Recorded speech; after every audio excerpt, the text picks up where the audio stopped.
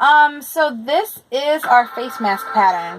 This is a 6x10 hoop, and we're gonna start it. It's 240 by 150 for Husqvarna models, which is what I'm using.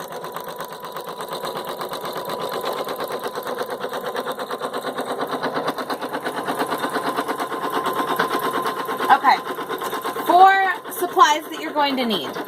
We need 2 pieces of 7 by 11 inch cotton, 1 piece of 6.5 inch by 10 inch cotton, 2 7-inch pieces of elastic or 4 ties, depending on what you have available or what you want to use. It can be anything from rope style to 3/8 of an inch, which is this size. Okay, non-woven mesh style stabilizer, that's this here that we're using. It can either be the washable type, like Soft and Stay, or the disappearing magic stabilizer type. I'm using the Soft and Stay because it's an extra barrier.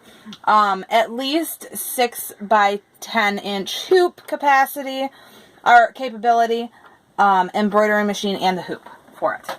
So first we're going to lay down, okay, so that was our placement stitch. That showed us where it's going to stitch.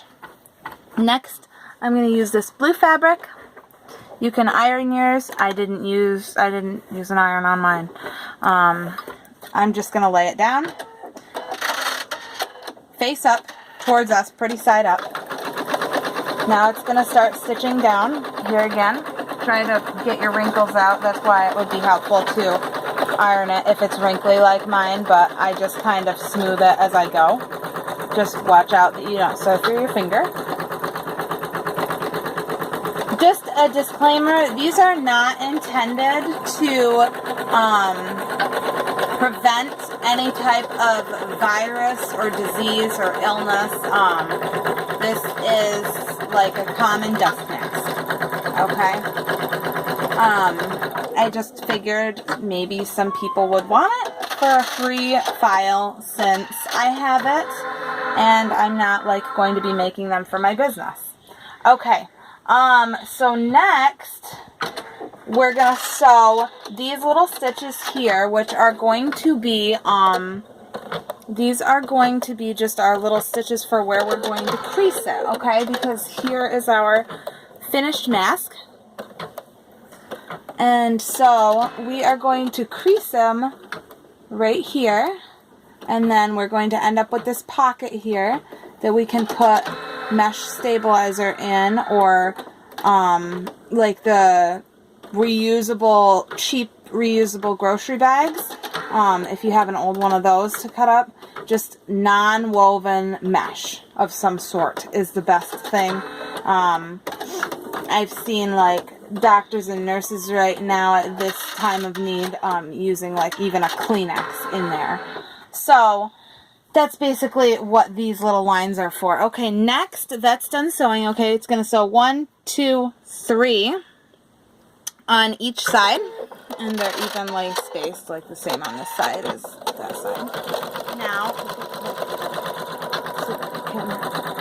Okay, now we're going to do an open rectangle right in the center of the project.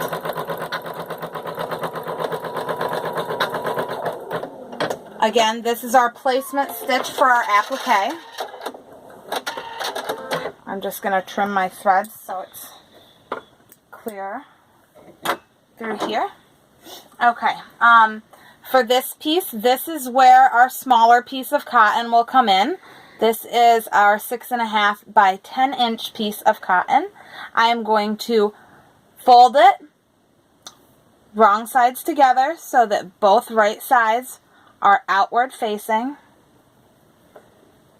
And I am going to lay it right over top of that rectangle placement stitch.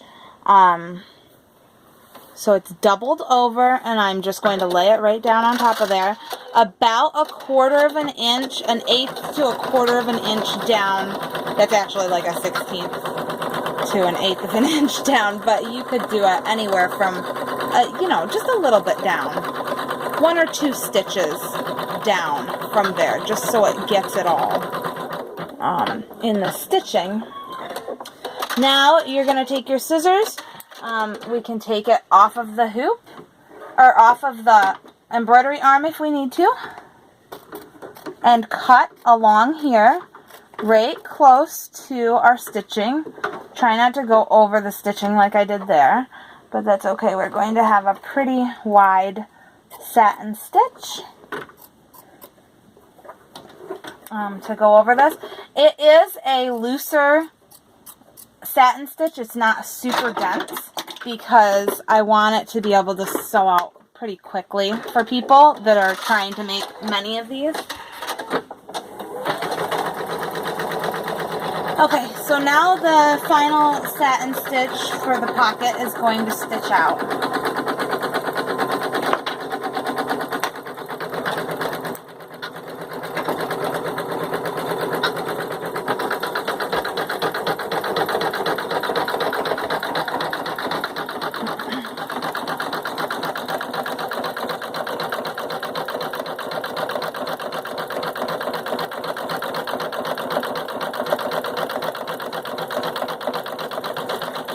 While it's doing the satin stitch, I'm just going to trim my threads here so that it's done and ready for the little bit of machine sewing we have to do by hand afterwards. There's a very small amount at the end.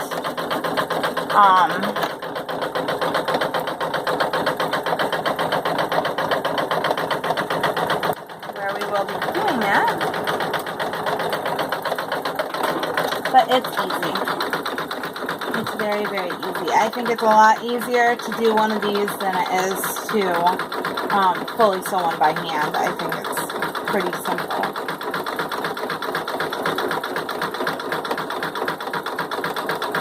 Now here I am just going to get some washi tape. This is just a little spool of washi tape. You could use masking tape, pins, anything you have on hand. I'm going to get 4 pieces of that out. I did not write that on the supplies list because you really could use anything, or you could just use nothing. You could slow your machine down to its slowest setting for the next part and just wing it, kind of, if you don't have any washi tape or masking tape or pins.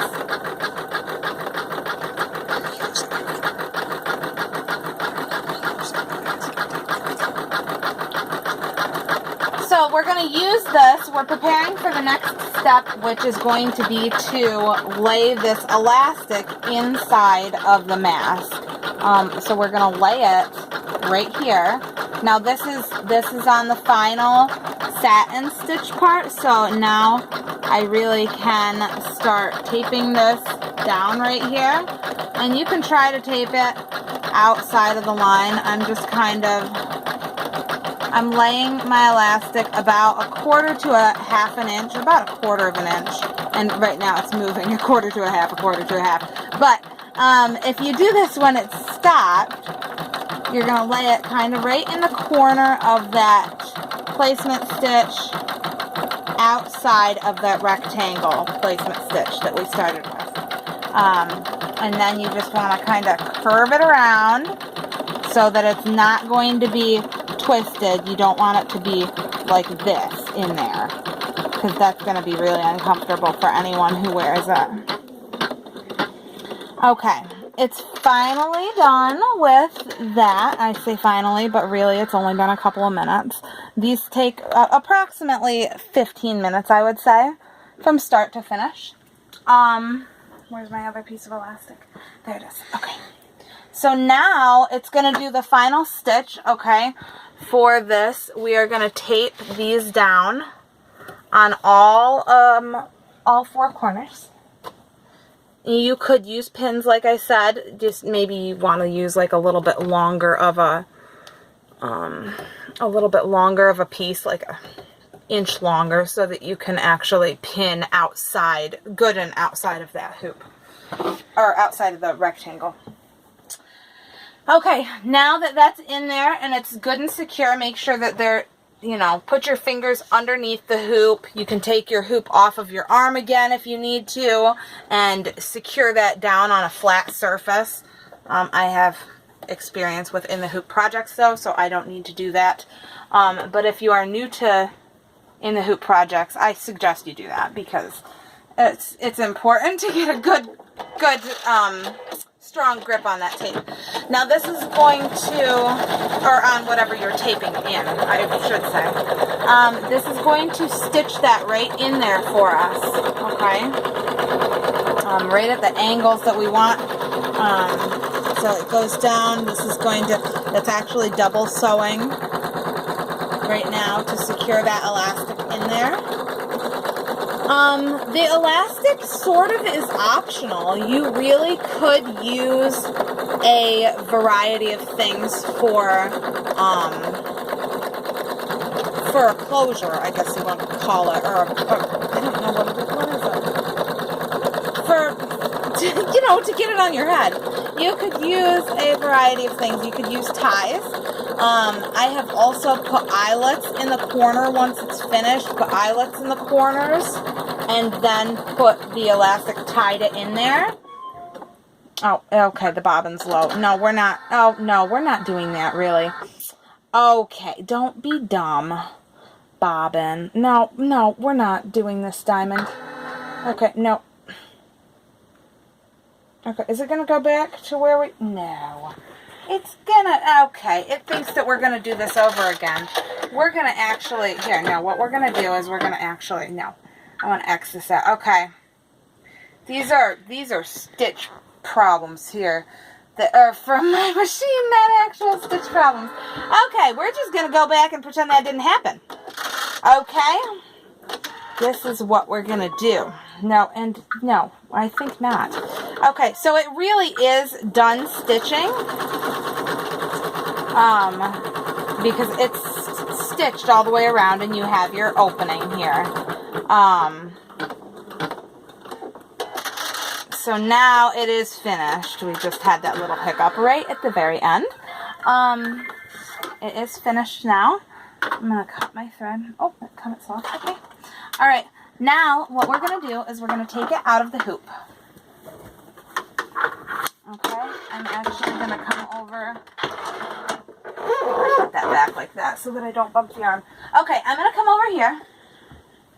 And I'm going to cut... I'm going to cut this out. Because you see what we're left with? We are left with a rectangle with a smaller rectangle in there. Okay? So, what we're going to do is cut out our mask. I'm just cutting with about 1/4 of an inch seam allowance around the edge here. Just so we don't clip anything. Okay, at my corners of the rectangle, I'm just going to angle in. I'll leave at least 3 threads worth right there so that we don't have any fraying and make a hole. But that's what I am doing. That's just so it's not bulky in the corners, okay? I tried to make this as simple of a pattern, as simple as I could. I would be making these myself, but I am a stay-at-home mom of 3 boys. And I have a business. And so I don't have tons and tons of time to devote to doing this, but I hope that it comes in handy for some people that do have the time to do that and that are doing that, or even if there are, you know, anybody out there who just has an embroidery machine and wants to try making themselves some of these masks. I encourage anyone to do it. Okay, now the chopstick is optional also, but I am using a chopstick here and poking out the corners. You can just pull on your elastics and pull out the corners as well, but I like to use a chopstick to get them nice and squared. And see, I've got a little bit of washi tape stuck in the corner there, and we're just going to rip that out. Just like that. Okay, now what we're left with is our mask, okay? And it's almost a mask. It's almost a fully finished mask. There's a little bit more washi tape I'm just pulling out of the corner there. So, what are we going to do with it now? Now, what we are going to do is look carefully at these little markings here. Now, there's a variety of ways. This is going to be the outside that comes up to your face. Okay? So there's a variety of ways we can do this. We can do it the way that we did the first one, or our test one here. Okay? And we could have it so that this comes out like this. Or you can do the classic style that you frequently see with it folded down, okay? And so I just put these as just kind of little guidelines, okay? So if you want to do it like this, it's very simple to meet up your lines, okay? There, and that just came out, but I can see I cut the thread there. See, so but I can see, we'll show this side, okay, because we have all of our threads intact. Okay, so we would just meet up that with that, and meet up this one with this, and our elastic is really getting in the way here. Okay, so we would just meet the threads. Okay, so it's like this. Meet the right one with the middle, and come in and meet the left one with the middle. And then you have this pucker. And that's what we have going on with this one. Okay? There are other ways to do this, though. I had brought out, where is that? The pipe cleaner. I had a pipe cleaner. What did I do with the pipe cleaner? There is a way. I'm not sure. Here, one moment. One moment. Okay. We have a pipe cleaner. Yes. Our pipe cleaner. Okay? So with this one, I want to show how to use a piece of pipe cleaner in it, okay? Because you can do this so that it will bend around the nose. I'm going to take a length of approximately 5 inches, okay? I've got my little ruler here on my machine. That's handy dandy. I am going to cut it. And then what I'm going to do is I'm going to stick that in that opening that we have and reach down and push it. I'm pushing it down in. I don't know if you can see that in there. Okay, my pipe cleaner is down in there. Do you see it in there? Kind of. Kind of? Yep. We kind of see it in there? Okay. Okay, our pipe cleaner is down in there anyway. And I'm just going to kind of shimmy it into the middle and make it nice and straight in there. And you could actually take that chopstick again and just push it straight. Push down and force it upwards so that it's straight and in there. Okay, then what we're going to do is we're going to sew that in. I'll trade spots with you. We're working in a smallish kind of studio, but it works. Okay. So, with a 5-inch piece, it's actually pretty easy to navigate where the center is, because it's going to meet up right at the insides of that satin stitch pretty much, okay, right there, because I'm feeling one end over here that ends right there, and I'm feeling one end right here that ends right here. So it's going to line up just about perfectly in the middle of this. What I'm going to do is I'm going to keep this in here. Now, just so that it doesn't slip around on me, I'm going to use some of these little clips. You could also use binder clips, paper clips, any kind of clips you have. What I'm going to do is I'm going to take, and I want to do a good back and forth there so that it doesn't want to come out on me. Okay, and I'm going to start sewing, and I'm going to go down, and I feel my pipe cleaner in there, and you might want to just keep pushing that out as you go along. Okay, try to get as close as you can to the pipe cleaner. I'm not really as close as I'd like to be to my pipe cleaner. Okay, I feel the end of it though. I want to keep feeling in there and make sure that it's staying where it's supposed to be and not shifting while I'm sewing. And again, I'm going to sew right here. Okay? Now what we're going to have is our pipe cleaner is trapped in there. And that's not stitching to write home about. But it's going to work, okay? That is going to work and be a great nose bridge for us, okay? So that we can really keep this close to our face, okay? So that's an idea if anybody wants to do that. Now with this one, I am going to do it different than this one. I want to show you how to do the style that you see everywhere. That was just an idea, okay? So if we needed to mark this a little bit darker for our video so that we can see where these stitches are, we can actually mark this because this is my mask and I am doing it for the purposes of this video and just for us to use. And so I'm going to mark that with 3 orange stripes right where it's stitched out because you really can't see that and I want you guys to be able to see that well. Okay? Alright, now for our markings. I think the markings are important because they help me to get things straight. So if it's laying, okay, our pipe cleaner is up here. If it's laying like this so that we can put our filter in down from the top, I am going to bring this top line down to the middle line and then I'm going to push it right back up. Then I'm going to clip it. And then with this one, I'm going to bring our middle line down halfway. I think it is. No, that's not right, is it? No, it's, I'm teaching you like I know, but I don't. Okay, what I'm going to do, no, what I'm going to do now is fold it backwards so that our lines are meeting there. Okay, see? My bottom line and my middle line are meeting. And then I'm going to fold that down. And then I'm going to clip it. Then I'm going to do the same thing over here.